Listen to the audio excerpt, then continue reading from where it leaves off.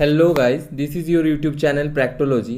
আজ আমরা দেখে নেব Baba Saheb Ambedkar university semester 1 course 1.1.4 language across the কারিকুলামে তোমাদের যে প্র্যাকটিকামটি রয়েছে, assignment on developing writing skill, summary, letter, paragraph, essay and speech.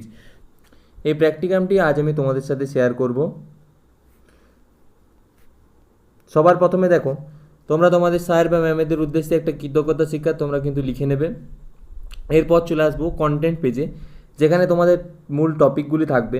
প্রথমে তোমরা দেখো, এখানে লেখা রয়েছে লিখন দক্ষতা অর্থাৎ রাইটিং স্কিল, তারপর সারাংশ বা সামারি, তারপর পত্র লিখন বা লেটার, অনুচ্ছেদ রচনা বা প্যারাগ্রাফ, প্রবন্ধ বা এসে এবং বক্তৃতা বা স্পিচ, এবং সবশেষে থাকবে রেফারেন্স বা গ্রন্থপঞ্জিকা।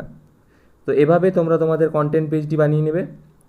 এরপর প্রথমে তোমাদেরকে লিখন দক্ষতা সম্পর্কে কিছু লিখতে হবে, ঠিক আছে? এভাবে লিখন দক্ষতা সম্পর্কে তোমরা লিখে নেবে। তারপর লিখন দক্ষতা অর্জনে প্রয়োজনীয়তা কী কী রয়েছে সেগুলি তোমরা এভাবে লিখে নেবে। এরপর চলে আসবে সারাংশ বা সামারি। সামারি সম্পর্কে কিছু লিখলে তারপর সারাংশর বৈশিষ্ট্য দেবে, তারপর সারাংশর উদ্দেশ্য দেবে। এরপর তোমরা চলে যাবে পত্র লিখন।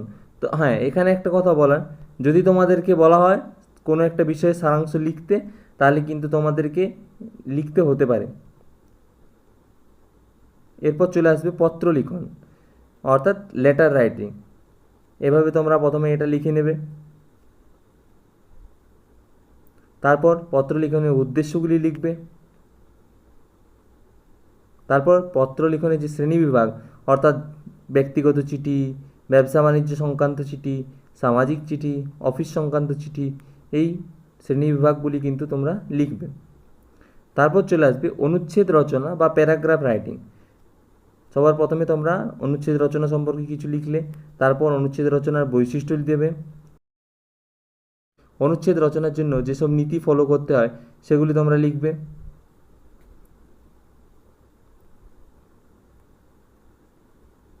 এভাবে নীতিগুলি লেখা হয়ে গেলে দেখো, তোমাদের জন্য কিন্তু একটি অনুচ্ছেদ রচনা এখানে লিখে দেওয়া হয়েছে বিশ্ব উষ্ণায়নের ওপর।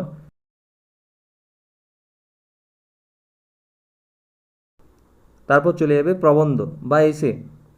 এখানে প্রবন্ধ সম্পর্কে কিছু লিখলে, তারপর প্রবন্ধের শ্রেণীবিভাগ দেবে। চিন্তামূলক প্রবন্ধ, বর্ণনাত্মক প্রবন্ধ, বিবরণমূলক প্রবন্ধ, ঠিক আছে? তারপর এই আন্তর্জাতিক নারী দিবস সম্পর্কে একটি প্রবন্ধ কিন্তু এখানে লিখে দেওয়া হয়েছে।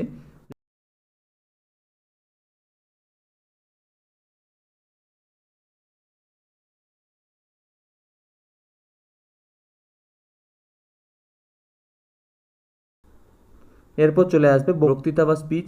সেখানে প্রথমে তোমাদেরকে বক্তৃতা সম্পর্কে কিছু লিখতে হবে, তারপর বক্তৃতার যে অংশ থাকে সেগুলি লিখবে। এভাবেই লেখা হয়ে গেলে দেখো, এখানে একটি বক্তৃতা দেওয়া রয়েছে জাতীয় ক্রীড়া দিবস সম্পর্কে।